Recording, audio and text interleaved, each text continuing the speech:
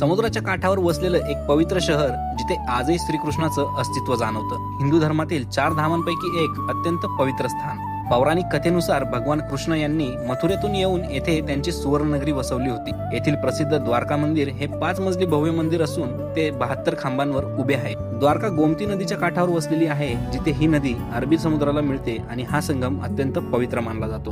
द्वारकेजवळ भेट देण्यासारखी अनेक सुंदर आणि धार्मिक ठिकाणं आहेत, जसे की बेट द्वारका हे समुद्रातील एक बेट असून ते श्रीकृष्णाचे निवासस्थान मानले जाते। तसेच नागेश्वर ज्योतिर्लिंग हे भगवान शिवाचे 12 ज्योतिर्लिंगांपैकी एक ज्योतिर्लिंग आहे। तसेच रुक्मिणी देवी मंदिर हे भगवान श्रीकृष्णांच्या पत्नीला समर्पित आहे आणि तेही अत्यंत प्रसिद्ध आहे। द्वारकाला जाण्यासाठी सर्वात जवळचे विमानतळ जामनगर येथे आहे। तसेच द्वारका रेल्वे स्टेशन शहरातच उपलब्ध आहे। येथे भेट देण्यासाठी ऑक्टोबर ते मार्च हा सर्वोत्तम काळ मानला जातो। असं म्हणतात की प्राचीन द्वारका नगरी आजही समुद्राखाली दडलेली आहे, ज्यामुळे हे ठिकाण आणखी रहस्यमय बनते। तुम्ही द्वारकेला भेट देण्याचा प्लॅन करत आहात का? कमेंटमध्ये नक्की सांगा।